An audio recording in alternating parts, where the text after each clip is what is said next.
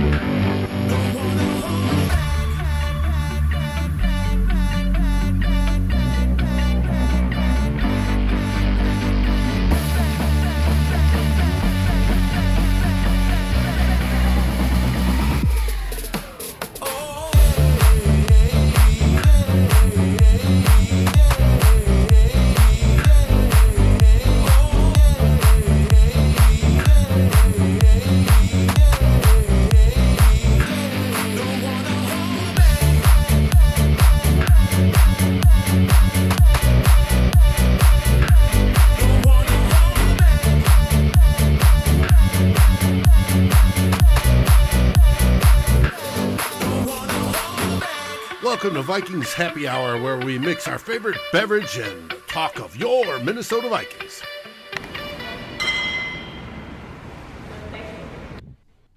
Hello, welcome back to another episode of Vikings Happy Hour. I'm your host, Matt Anderson. Tonight, I am joined by two fellow Climb in the Pocket members, Tanishka and Ryan. It's been a long time for Tanishka. We commented in the pregame or before the show started that her camera is much improved since the last time she was on here. So, how are you doing tonight? I'm doing great. I'm very excited for tomorrow and Sunday. I know it's the What's fact back? that there's football tomorrow night for the first time in what feels like so long, just so long. I couldn't be more ecstatic, and I don't have plans for it. Do you guys have plans for the game tomorrow night? Or are you just watching from your house? Yeah, I I keep like getting invited to things, but I coach football till about 7 o'clock, and then got to figure it out from there. So I just it's tough. So I think I'm just gonna watch at home. yeah, I'm Tanishka, how just about watching at yourself? my dorm as well, so excited. Hey, maybe I'll just like order in some takeout and just really enjoy the moment and watch Tom Brady take down down Dallas tomorrow. Um, Ryan, how are you doing? Doing well. Excited to be on tonight. It's always a pleasure to be on Vikings Happy Hour, talk a little football, especially the first one right before the last one I should say before the season starts. It should be a great time.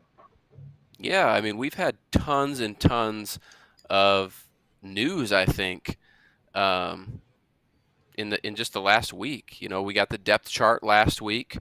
We kind of heard the injury report today, which thankfully we can get into that, but thankfully it looks pretty clear. And then the big news that we get to react to today, Brian O'Neill, big contract extension. Was it 5 years, $95 million? 49 million guaranteed? There's so many numbers out there, I can't keep track of them all.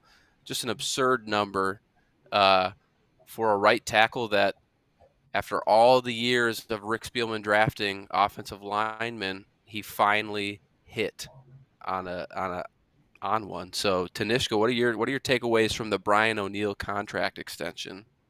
When I initially saw the 92.5, I think, I was kind of like, I thought it was a lot right away just looking at it. I think that's the second highest paid right tackle in football now. Um, but I do think it's important to lock him in long term because he is like the centerpiece of our offensive line, and I think that with the salary cap rising and possibly Cousins not on the books after next year or even like after this year, it shouldn't be too big of an issue. But I was definitely expecting less than he got. Yeah, but we've seen the right tackle market kind of take off here in the last few months. The Panthers right tackle, I think, got paid. I know I'm forgetting a couple others that kind of set the market, and kudos to Brian O'Neill and his agent for kind of holding out and demanding a little bit more.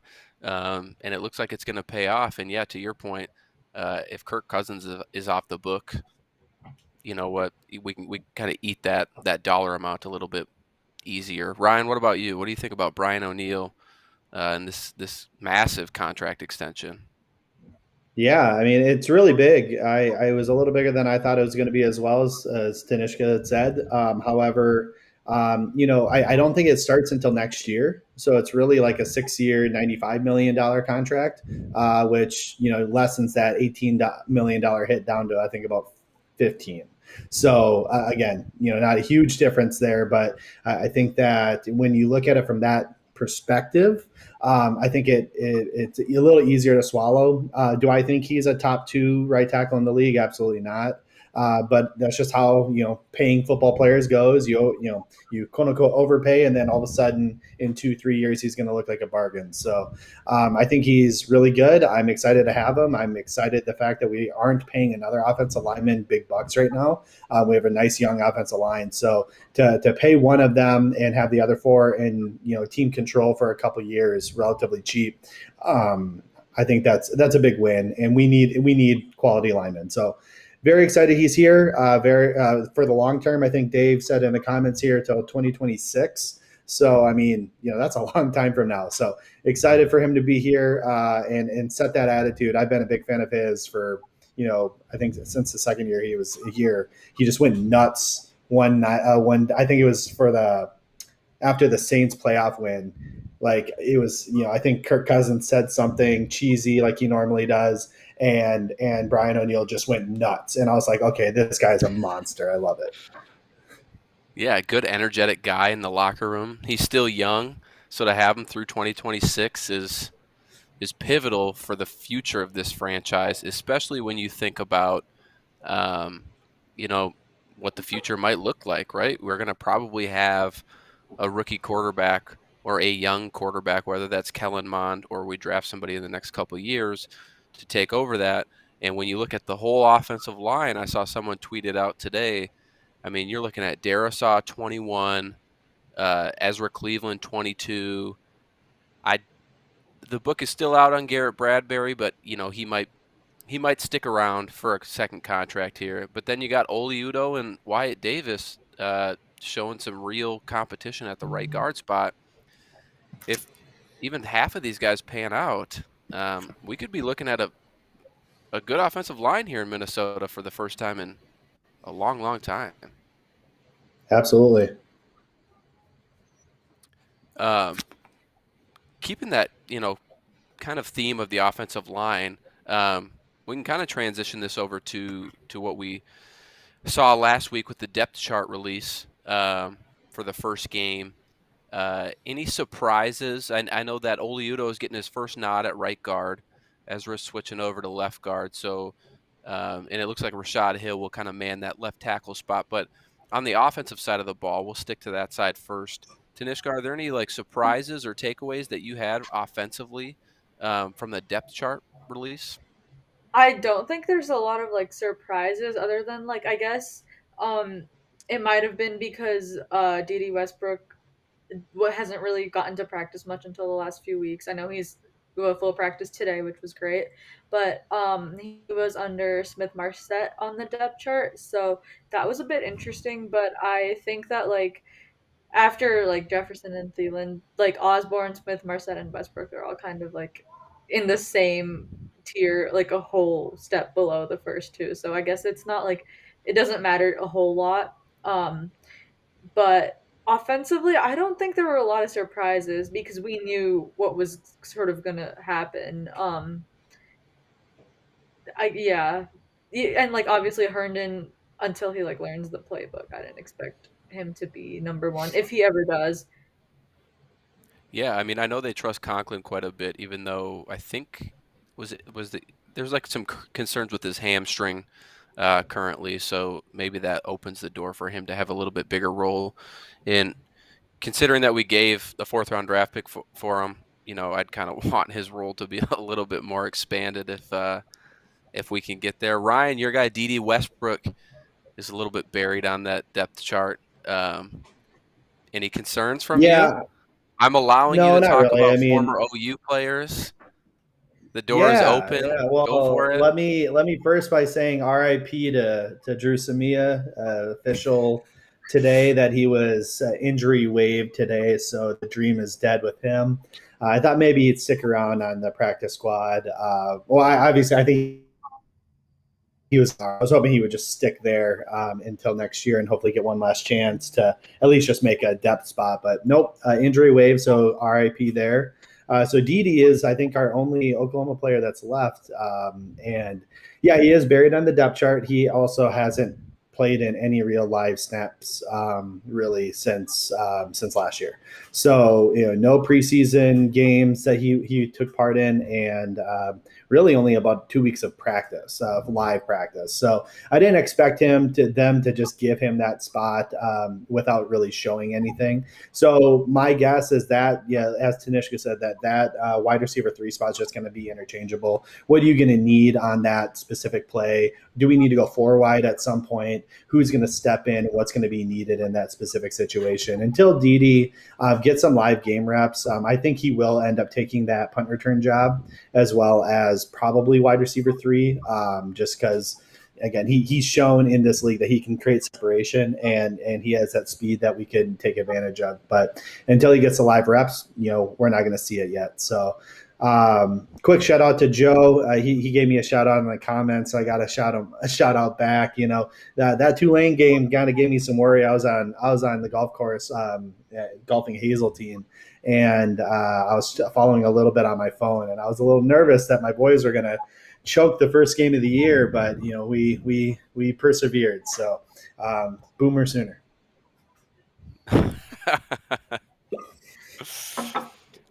Yeah, and yes, by the way, rest in peace, Drew Samia's legacy here as a Minnesota Viking. What was your favorite Drew Samia moment? Do you have one? I saw a fan cam of Drew Samia on Twitter. That was probably my favorite moment because everything with him on the field was just no. I think my favorite moment was just pure entertainment of watching DeForest Buckner literally just push him out of the way. And like, I don't ever want to like cheer on something that bad happened for the Vikings. And, but that was pretty funny. It was literally, I was so excited. I remember being at a bar up in Duluth with my wife. We were camping that weekend. We drove into town just to watch the game. And I was like so excited. His first start. And I was like, this is my guy right here. He's going to do great. And then literally that was like the second or third snap, just destroyed it. And I just was like, I'm sorry. This is awful. And it was an awful game. I was like, we should have just stayed out camping. So, Yeah, that was a pretty abysmal game. But you know what? we laughed through that pain. So, and now it's a fresh start. It's a fresh slate, and hopefully our defensive line can do that to some of the interior guards this upcoming season. So back to the depth chart, switching over to the defensive side of the ball. Again, probably not many surprises, but a couple that I want to get your guys' thoughts on. Tanishka, we'll start with you, and I'll let you choose which path you want to go down. But the two things I was going to talk about were DJ Wonnum getting the start opposite Danielle Hunter. Whether that's rotationally or not, we'll come to find out. And then the other one, who I don't know if, can I call you a Cam Dantzler stan? Is that fair? I feel like you're more of a Justin I've been Jefferson hyping him stan. up. Yeah, Justin's my guy, but I've been hyping up Dantzler all off season, and then this happens. So for So the sake of the show, we're going to call you a Cam Dantzler stan. sure. And he's cornerback 6. So you choose the path you want to go down here. I don't think he's the sixth worst corner on this team. Like, I just don't think he's worse than Chris Boyd or Harrison Hand. Like, maybe it's closer to Boyd, but Harrison Hand, like, no. I feel like I, from what I saw, obviously didn't see everything, but the videos and stuff that I saw from training camp, it didn't seem like he was having a terrible camp. So it's a little bit confusing. I know his preseason was pretty bad. Um, but I don't think it was so bad that he has to be under Harrison Hand on the depth chart. Like, I just don't see how that adds up. I feel like it's more of like Zimmer and like the coaching staff kind of dogging him than him being that bad. And I feel like Zim likes his like corner rotations, so he'll still get some playing time. And hopefully he can pick up where he left off last year, because after that neck injury concussion at Lambeau, he was really good. So I feel like this depth chart, you kind of got to take it with a grain of salt. Like, it's still fluid. And after we see them play next this Sunday and just like next week or whatever, it'll change, at least internally, even if they don't publish them every week. So I still don't see how he's the sixth worst corner on this team. Uh, but well, it's really important that he like pick up where he left off last year, even close to it, because I hope that it wasn't the 15 pounds he gained that like made him struggle this year, because that would be really unfortunate. Not even like close in the realm of like what you have to do for your position, but I do remember back when Prefer was here as our special teams coach, and he said that Blair Walsh put on some weight one off season, and it completely changed his whole, process of kicking field goals or whatnot. So you bring up a good point there. Maybe the addition of 15 pounds of muscle made him a little slower. Uh, you have to sacrifice something a little bit to to put that weight on. So whether that's agility, or if there's just something going on mentally that he just can't quite overcome in year 2. But I do agree with you.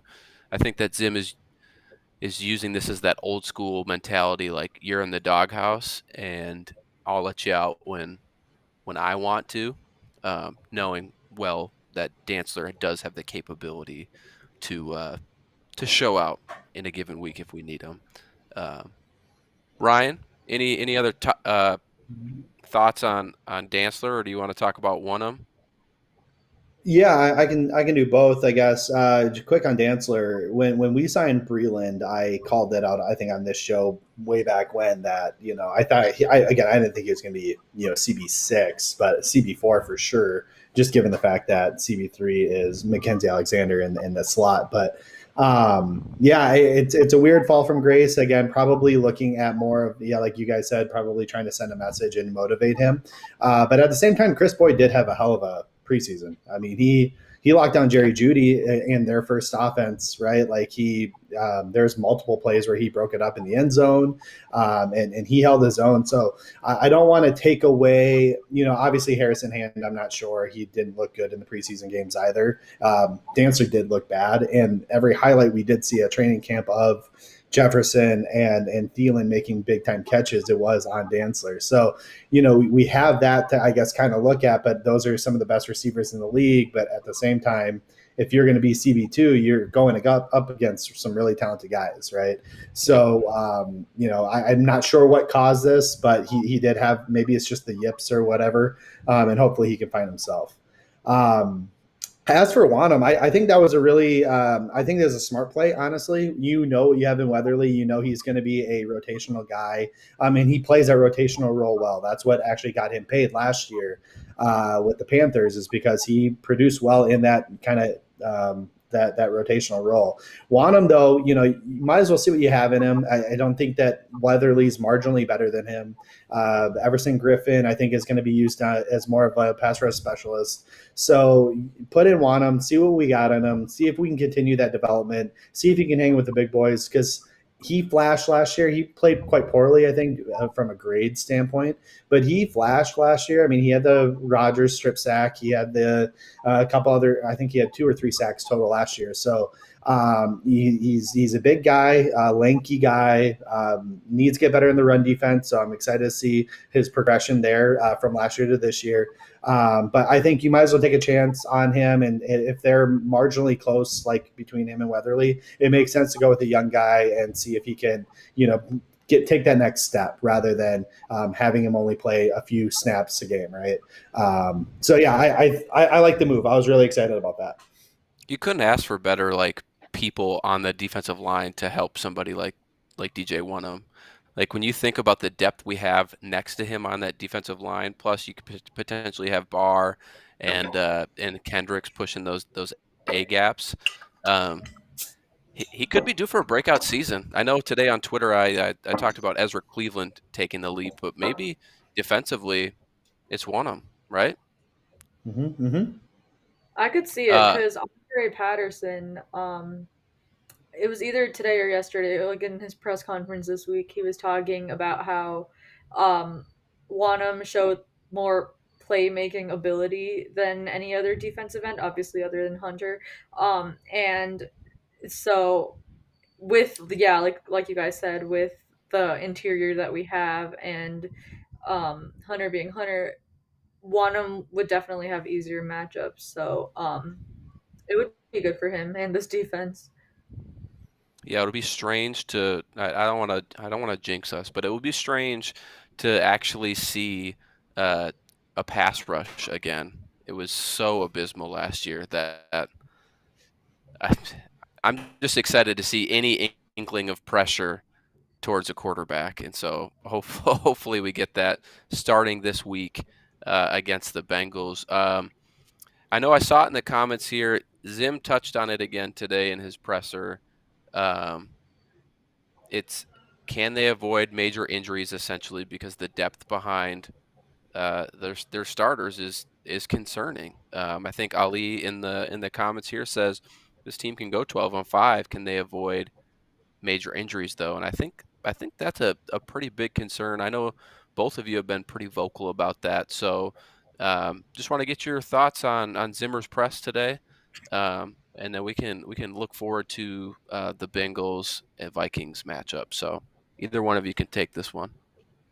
Yeah, I thought Zimmer's press was like they usually are. There's pretty much at least a funny part of it. At least, I when he was talking about the top heavy team and the finances, um, it was pretty much, at least to me, a shot at Cousins and Spielman, and he says that a few hours before the O'Neal contract.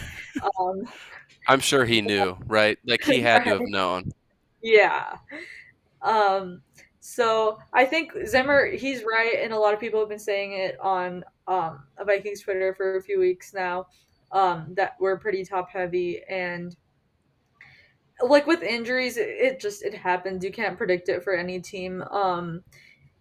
But if they do avoid injuries, it could be a decent year. I just think that you can't expect that, and like it's been a problem recently, I think, with the drafting. I don't know if it's not why it's not talked about as much, but I do think the drafting, other than a couple picks, It's been pretty suspect, especially in the later rounds. Like, sure, it's a crapshoot, especially in the later rounds, but the hit rate's been like nothing in the last few drafts, like Yeah. literally nothing. Um, and like basically the closest guy they had to anything on like day three of like the last two or three drafts was Jalen Holmes, I guess, and he's gone now too. So, um, I guess that those are the guys that are supposed to be your depth, but they haven't been able to draft well or develop those guys, so that's an issue as well. Um, and of course, they can't really afford depth either with what they pay not only Cousins but also just a bunch of other guys. I know they have a good amount of guys making more than 10 million. Hmm. So it adds up pretty quickly. So yeah, I think depth it's probably going to be an issue at some point this season. And if per se Dantzler doesn't go back to the kind of player he was at the end of last year, um, or you could even do this for any other position. If Barr doesn't end up playing on Sunday and he like misses a couple more games or whatever, then you have guys like Troy Dye or Chaz Surratt or maybe even like Ryan Connolly in there. And that's when it gets like iffy. It's just like everything becomes suspect at that point. And I guess you could say this for a lot of teams, but it's still a concern, especially with the Yeah, it's drafting. Drafting's been bad. yeah. Yeah. I have a bad feeling that later on this season we potentially could be yelling at Rick Spielman for his it, and maybe even just the coaching staff. We don't have to get into it today because it's the start of the season, but that lack of development of some of those late round draft picks that we had hit on in the past that we didn't really hit on recently. Um, And just quick on that too. I mean, there's been some comments here, like I think Raymond Fry, he had mentioned that if and you the depth is an issue for all teams. I don't necessarily think so. I mean, there are some teams that are very deep. That if you do lose out on an Anthony Barr, they have the next man up that is competent because their coaching staff does develop their players well. A team I can think of right now off the top of my head is like the Ravens. The Ravens seem that to churn the next guy up, next man up, and they are still consistently strong. Where if you look at us last year, we lost Hunter, we lost obviously we traded Ngakwe at that time, and our defense, and then our defense Pierce was out, so our defensive line was just awful. Right. Same with cornerback. We just had nobody at corner. Right. And that's the issue is we have this kind of false sense of hope right now, in my opinion, for the future of the franchise because we have a team that looks on paper that looks pretty strong. Like you said, we have Patrick Peterson, we have Dalvin Tomlinson, and Hunter's coming back, but we have a lot of guys on 1 year deals too. I mean, what's our cornerback room look like after this year? We have Dantzler, who's cornerback 6.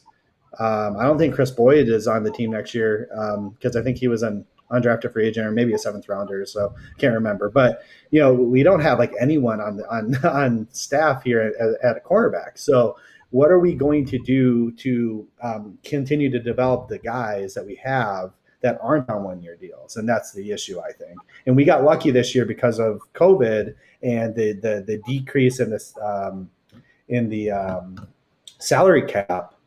It's like a negative because you don't have as much money to spend, but you also were able to get a bunch of guys on cheap deals because not too many people had money to spend. And luckily, we were one that had. right. We were able. We have Brzezinski who really helps create space and gets creative that way. So when that goes back to normal, and of course the salary cap is going to jump way up. So hopefully we'll have some ability to sign some free agents. But I think we're going to be in trouble if we can't start developing these guys. And so I think that's partly on Spielman because of the fact that he needs to draft the right guys, but he's also drafting the guys that the coaching staff is telling him to draft. So it's kind of a double-edged sword here that maybe the knife's getting dull on both ends of the sword, so to speak, and Hmm. it's not just Spielman or not just Zim, but both. And maybe at that point, if we get to that point, it's time for just a fresh start altogether. I agree. And to Raymond's point in the comments where he said that we can resign people, like sure that's true, but I'm just thinking about next year where we have um about 27 million in cap. I don't know if that's changed after O'Neal, but around 27 million in cap space with all of these 1 year deals with guys. I think you have to replace around 12 to 14 spots, either whether that be starters or like second string or whatever, with all the guys that we brought in this offseason. And then there's like guys like Breland who purposely like took 1 year deal because of COVID and just so he could get his value up. If he plays well like he has in the preseason, I don't think he's gonna resign here because we wouldn't be able to afford him, and that could be the case with Alexander or even Woods. And that's where you sort of are in trouble. And I think that they did a great job bargain bin shopping this off season.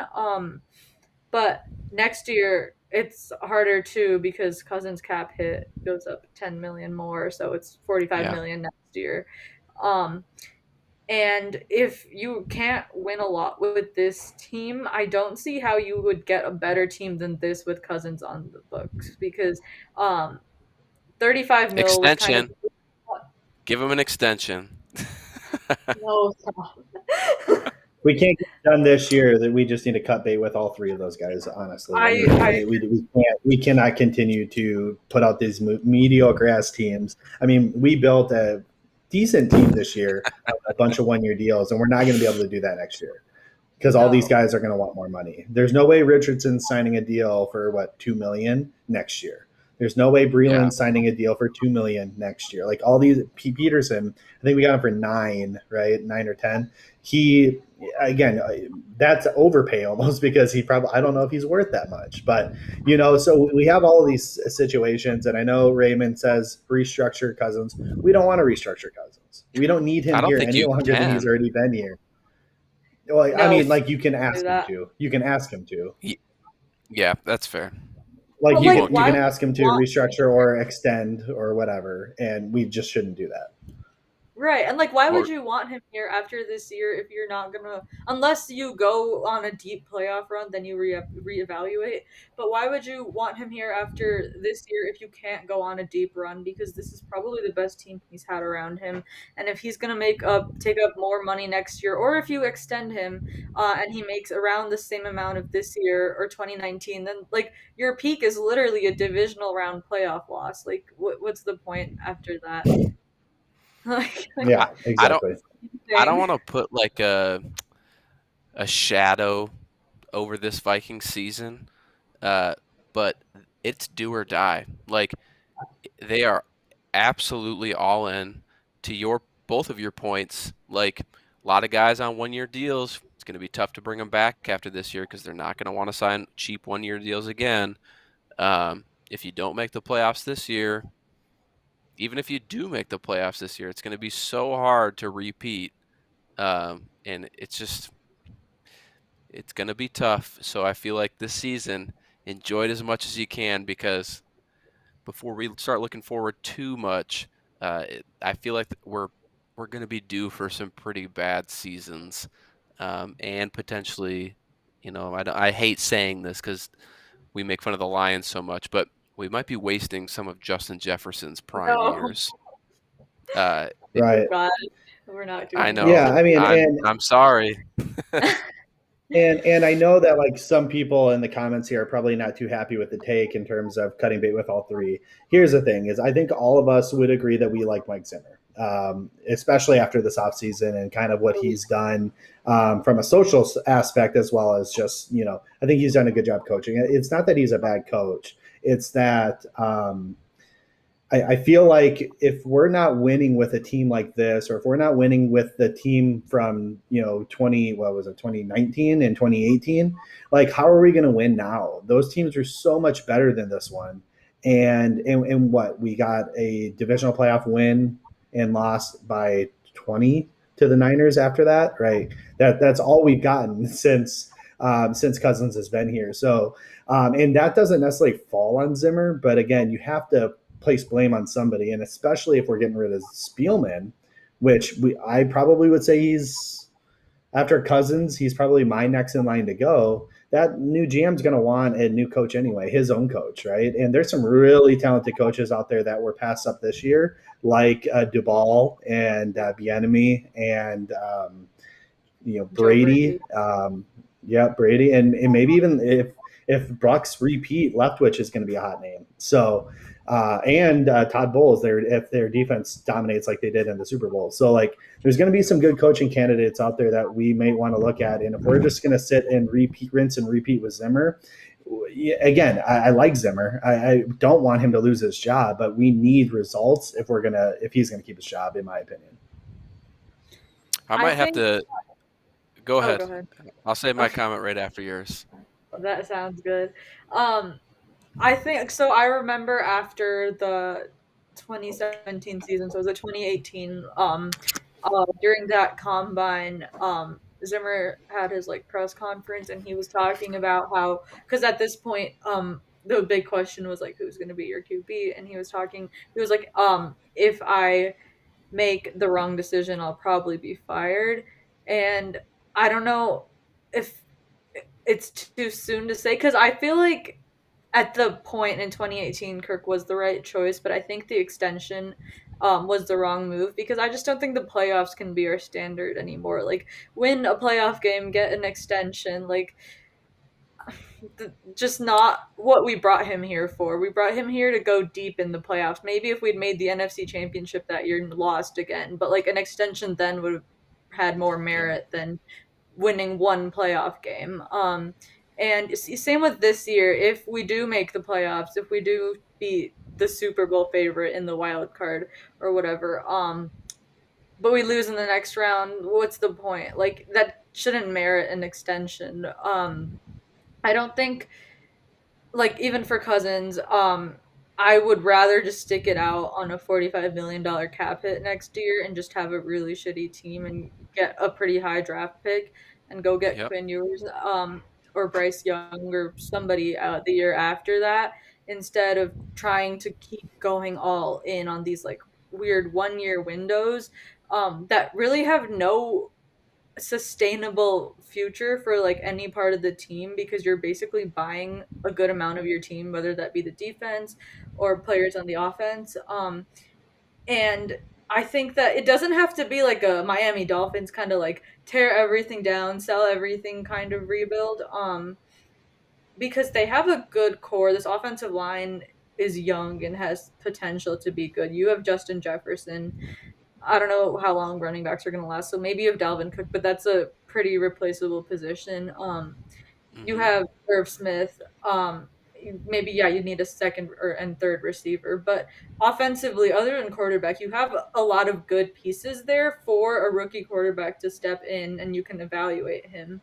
Defensively, you kind of have nothing, but maybe except Hunter because Kendricks is 30 in February as well. So defensively, it's a little very bleak. But that being said, like it's just I felt like last year, or maybe even the year before, was just a really good time to just like take advantage and just kind of rebuild. Like it doesn't have to be a long rebuild. You're not going to turn into the Browns or the Lions if you suck for a year or two because it won't be that long if they draft well or if they hit on a quarterback. Those are big ifs. And like that brings me to the other thing with Rick Spielman. I think he's had way too many chances with a quarterback. He had Teddy, and then he traded for Sam, and then he signed Kirk. Like most GMs don't get more than one. Yeah. So, and his drafting has kind of sucked recently. Like he's riding on 2015 at this point. That draft was amazing, but that's kind of all Yeah. he has.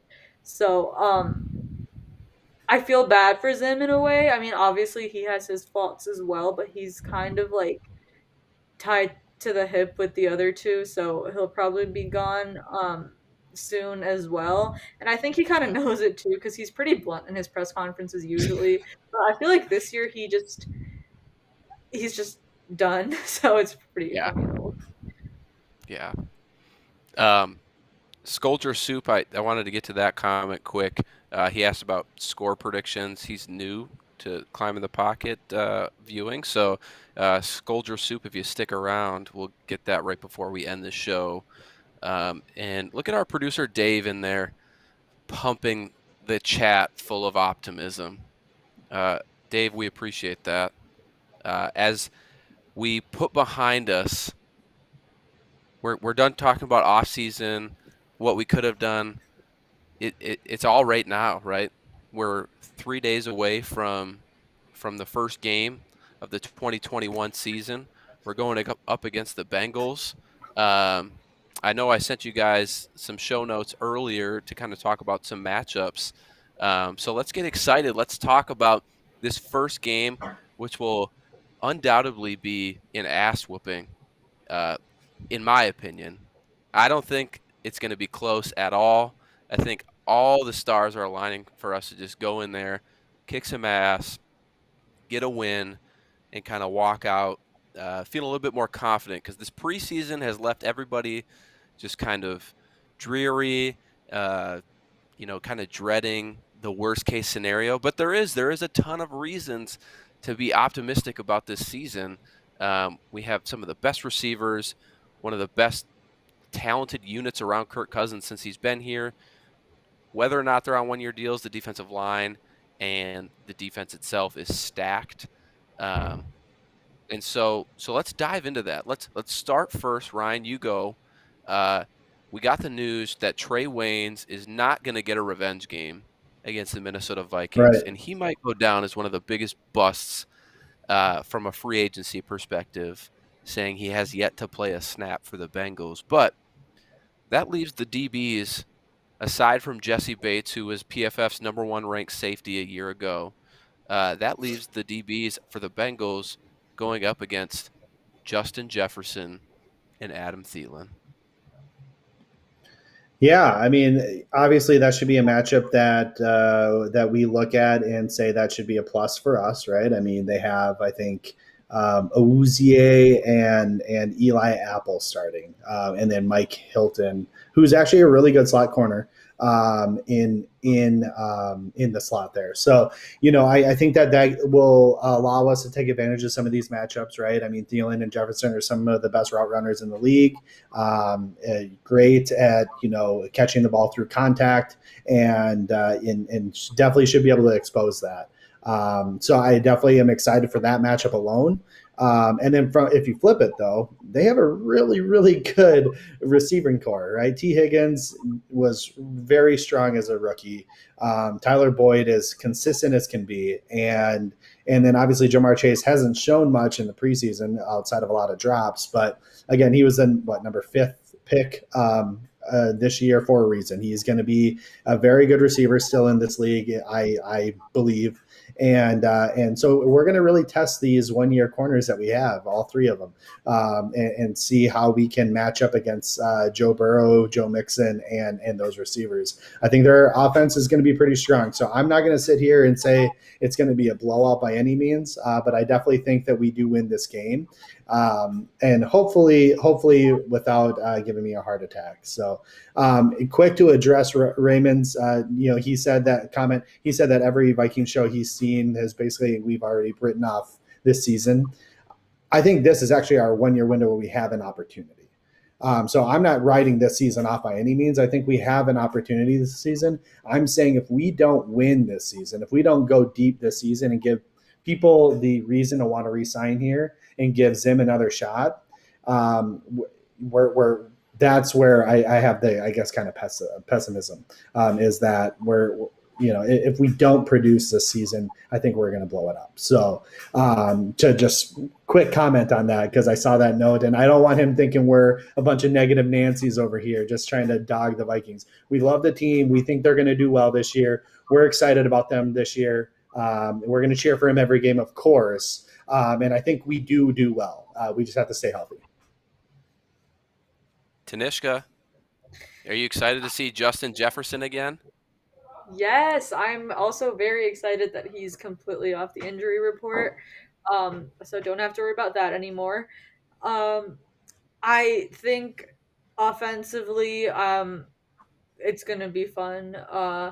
Like the corners for the Bengals, not good. Even if Trey Waynes played, I wasn't that worried about that. I think that even if they try to double Jefferson or Thielen or to get at least one of them out of the game, their linebackers aren't that great either, with like Jermaine Pratt and Logan Wilson. So then you got Dalvin Cooks. I know that their D line up front, they got some good run stoppers. But that's like about it defensively. Like I feel like they Vikings should be able to put up points. I was worried about play calling in the preseason, but it's the preseason, so I'll hold off judgment for that until Sunday. Defensively, I'm a bit worried. I saw some stuff on Twitter today about people saying that Mixon was gonna get like a 150 yards from scrimmage or whatever. I don't think that's gonna happen. I'm not worried about the run game because I think the Kind of hope he does because I have him on like like every fantasy team. So no, You're taking a the week run, one L with that, Ryan. yeah. I think so.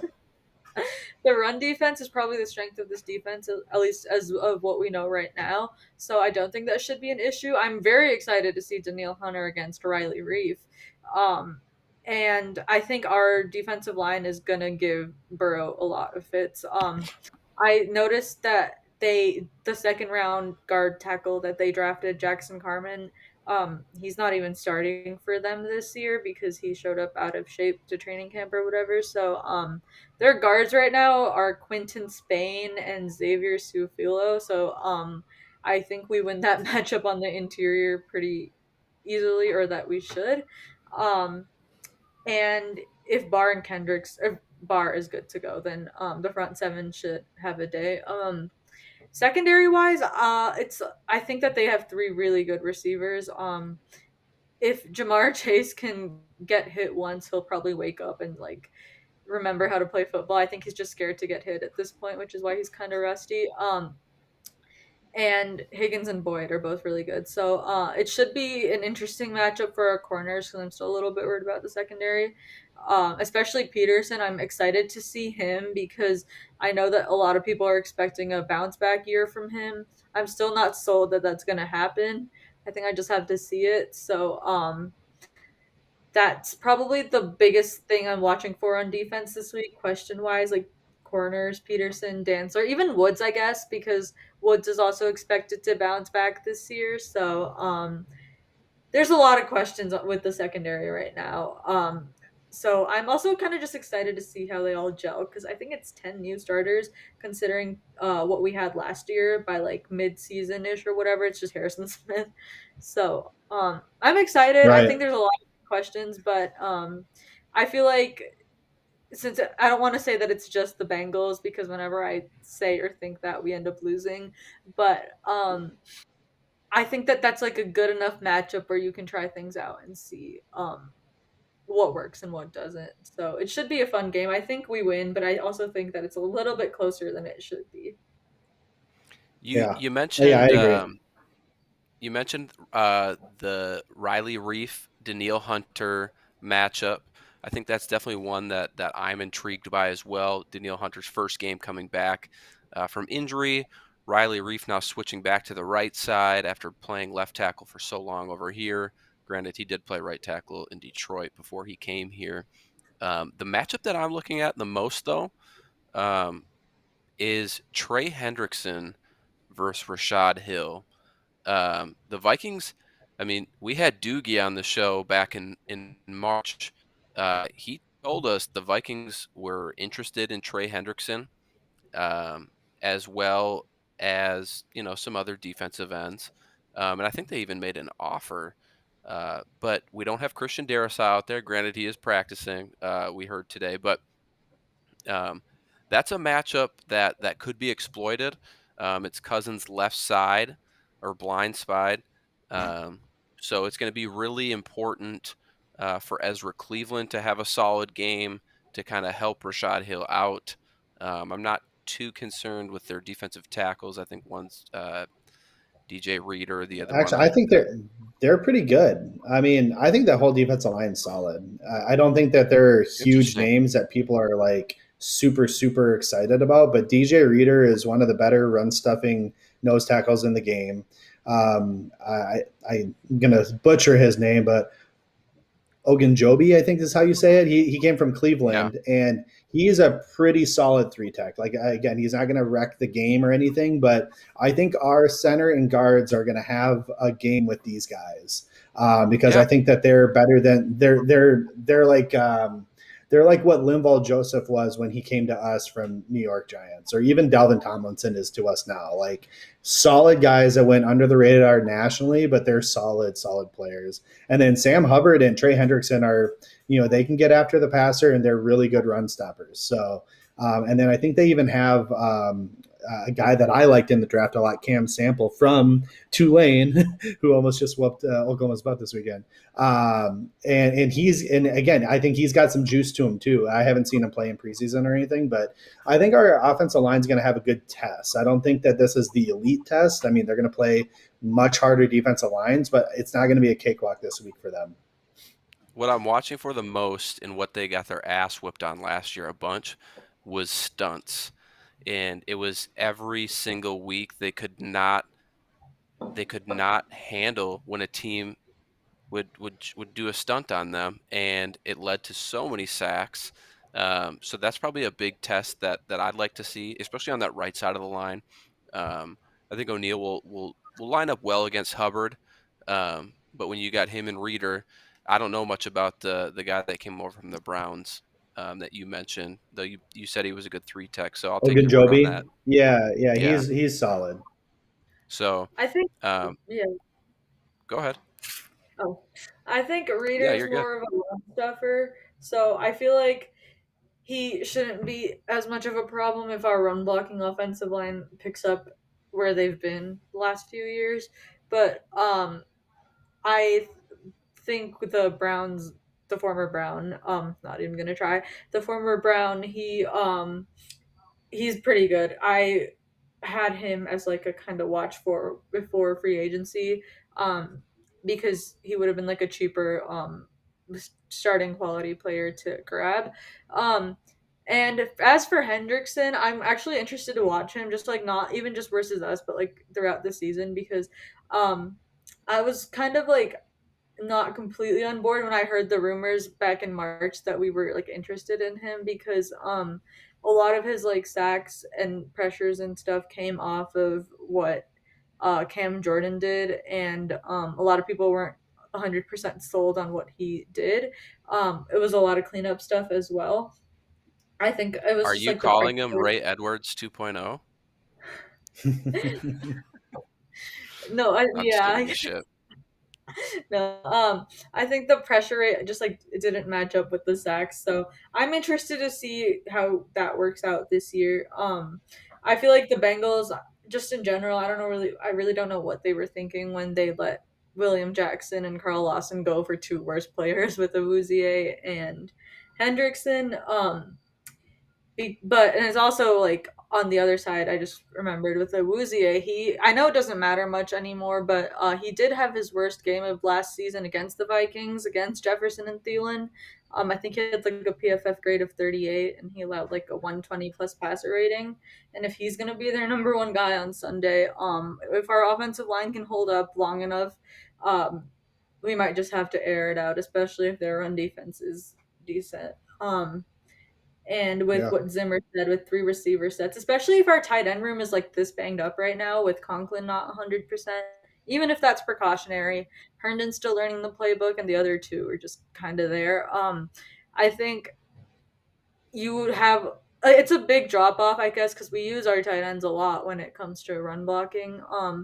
So if they do end up going more 3 receiver, because the receiver room's 100% now, if they do end up doing that more, I feel like this would be the game to do it, because those corners are not good.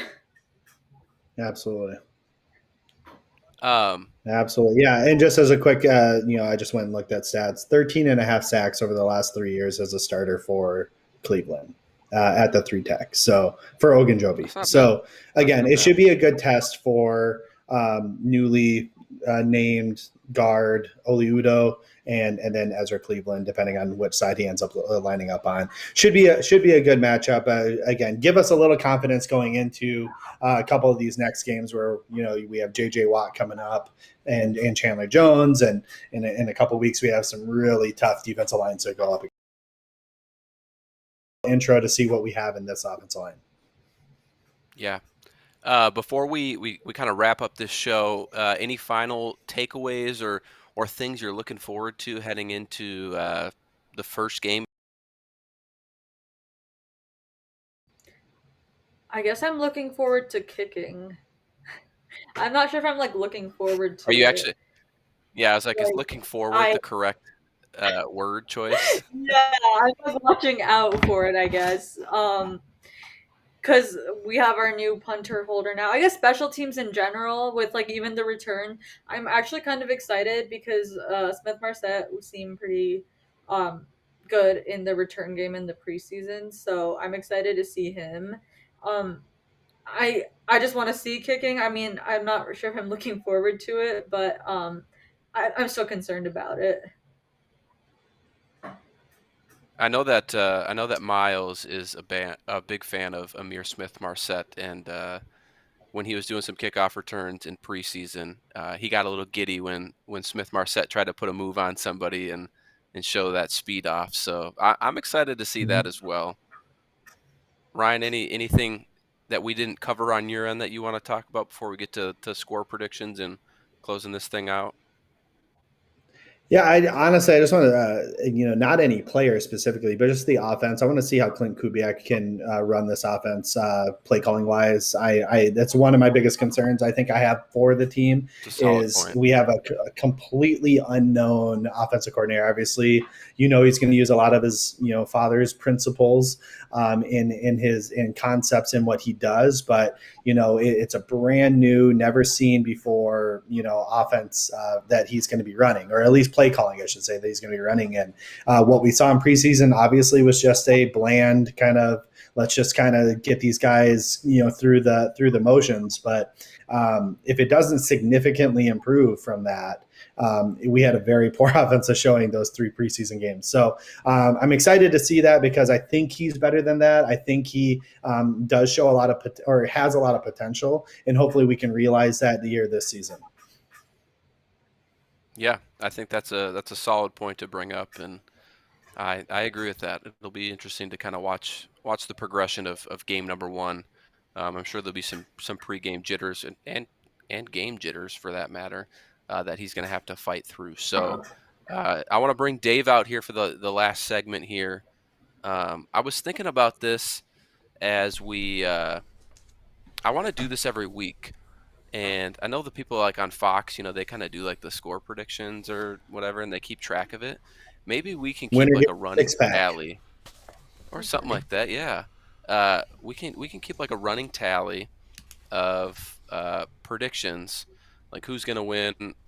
Maybe we can give bonus points for scores. We'll sort that stuff outside of the show, and then whoever we have on as a guest, whether it's Tanishka again or Miles or Phil Mackey or whoever comes on, they will be their own person. So we'll just have Matt, Ryan, Dave, and then guest, and we'll see who's the best at the end of the season. We'll figure out a prize or a punishment or whatever along the way. But I think that'll be fun to do. So I will start first with my prediction for this Sunday. I said it before you guys started talking about it, so I feel like I have to stick to it. I said it would be a blowout. I'm going to go 31-10 Vikings. Wow. Okay. I know. Um. I after listening to you guys, I was gonna pull it back, but I was like, nope. I went full homer, maybe a little bit too soon, and so I got to stick by it. So I Zimmer respect will it. love that one. Yeah. I got 28-20 Vikings.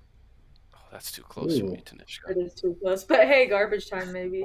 Hopefully. Hey, Yeah. 27-17 that seems like a Vikings, of Viking course. score. Yeah. 27-17. A couple field goals by Greg Joseph, And hopefully. a couple misses probably too. Yeah. Right. Oh god. Dave, what do you got here? I usually don't do these because I'm bad at it, but I do believe the Vikings will win by at least 2 touchdowns. Okay. Put the score probably around, let's say, 31-17. Oh, so not far off of mine then. No. There you go. Look at all these score predictions coming up in the chat. 24-21, 27-9.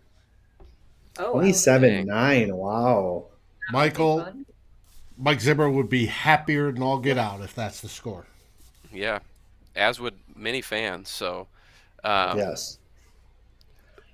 I always forget to do this. Dave even reminded me at the beginning of the show, and I still forgot. So before we close out, after we did predictions, Tanishka, is there anything you are working on that you kind of want to pump here? I know you got some stuff out at zone coverage, and I think there's something else that I'm missing too. So I'm going to give you a quick 30-second, hurrah, you show off what you're doing. Sure. Yeah, I'm still writing at zone coverage. And then every Monday and Friday, there's this Let's Play Sports network YouTube channel thing with Tim McNiff and some other people that are setting that up. So I'll be joining that twice a week starting this week, the 13th. So yeah, it's Minnesota sports. Very, very cool. So people in the chat, people listening, whether it's Thursday and you're listening to the podcast or you're still here tonight, make sure to check out Tanishka at those spots.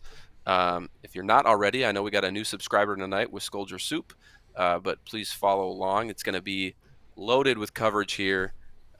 We have tons of show, including a new one where you can catch me and Dave on Sunday right after the game for CTP post-game show. And the final score, baby. The final score. Is that what it's called? It's called the final score? Mm-hmm. Let's go.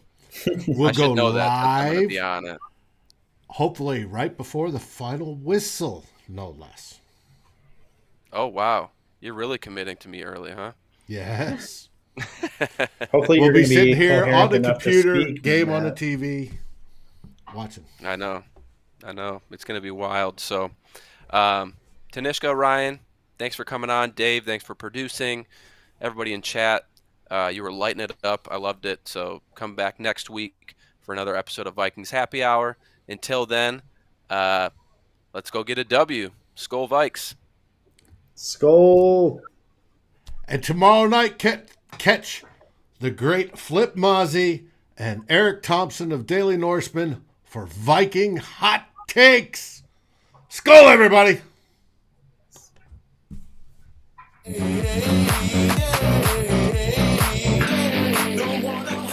Thank you for watching or listening. As always, if you like, subscribe, and ring the bell for notifications. And if you're listening to the podcast, please rate us on your favorite aggregator. Skol, everybody.